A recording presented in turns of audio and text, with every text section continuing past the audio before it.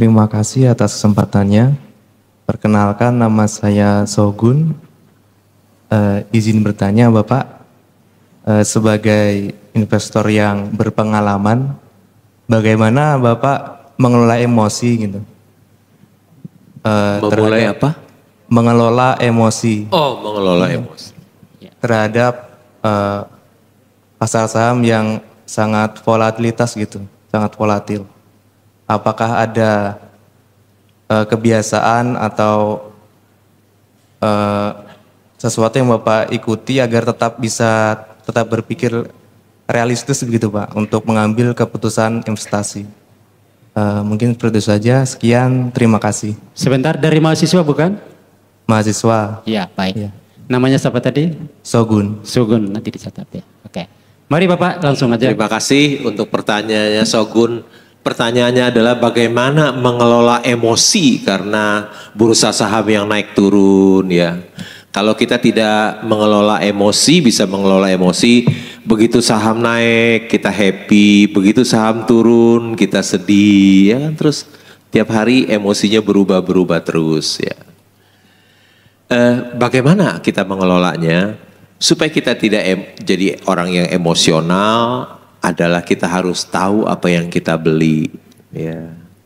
Kalau kita tidak tahu apa yang kita beli, tentu emosi kita jadi berfluktuasi, jadi terus terombang-ambing ya.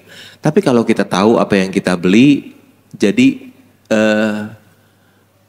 tidak emosi karena kita tahu apa yang kita beli ya.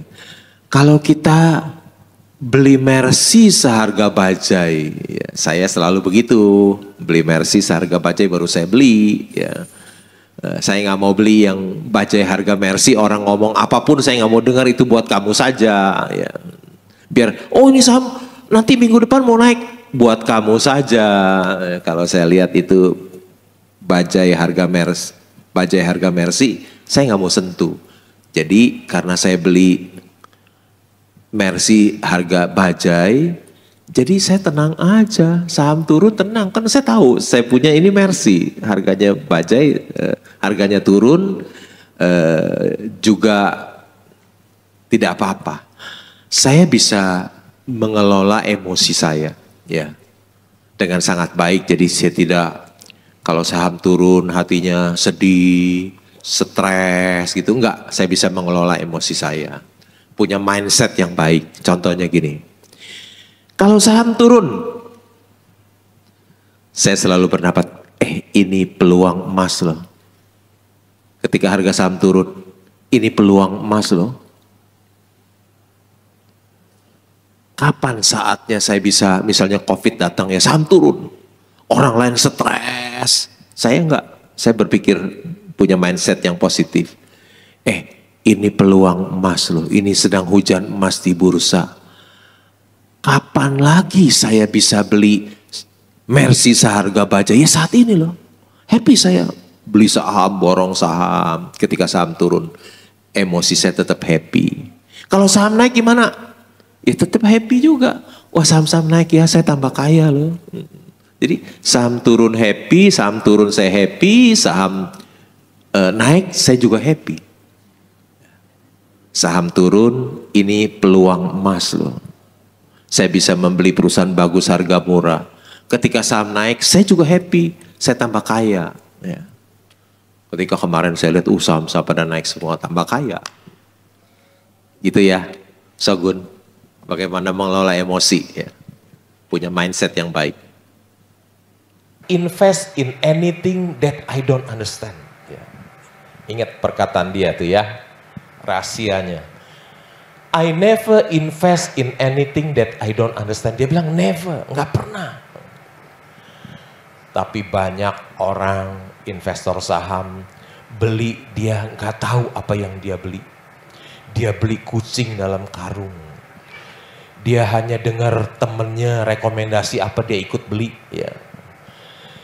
Dia hanya dengar tukang pom-pom. Dia hanya dengar influencer, ya. Biasanya tukang pom-pom influencer itu dia rekomendasi saham-saham yang perusahaan yang jelek dan mahal, ya. Jadi bisa sad ending, ya. Warren Buffett tidak demikian, dia bilang, I never invest in anything that I don't understand. Never, nggak pernah.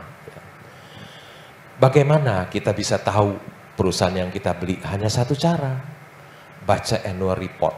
Annual report. Di dalam annual reportnya itu ada direksi dan komisarisnya, ada pemilik perusahaannya, pengendalinya siapa. Ya. Apakah mereka orang-orang yang jujur dan berintegritas atau orang yang tidak jujur dan tidak berintegritas yang kerjanya hanya mengambil uang perusahaan untuk memperkaya dirinya. Jangan pernah membeli perusahaan yang dikelola oleh orang-orang yang tidak jujur dan tidak berintegritas. Nanti duit kita bisa habis ya. Yang kedua, dari annual report kita bisa tahu bidang usahanya apa sih. Ada bidang usaha yang bagus, ada bidang usaha yang jelek. Ya. Yang rugi atau untung juga untungnya kecil, kerjanya capek, profit margin cuma 1%, UMR naik mati deh dia. Ada yang penjualannya 14 triliun tapi profit margin 1,5%. Karyawan 10.000, coba UMR naik.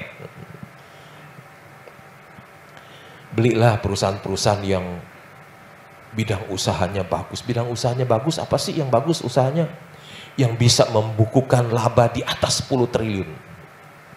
Saya sebut 2 aja deh ya. Yang bisa membukukan laba di atas 10 triliun. 1 bank. 2 coal mining. Ya, coal mining. Yang lain-lain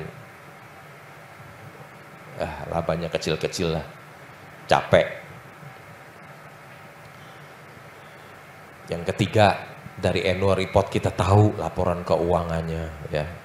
Berapa penjualannya, berapa labanya, berapa modalnya, berapa hutangnya, berapa hutang dolarnya, berapa kasnya, berapa piutangnya, berapa yang macet piutangnya, berapa inventorinya, masuk akal nggak? Jangan-jangan piutangnya, inventorinya pada bodong. Ya.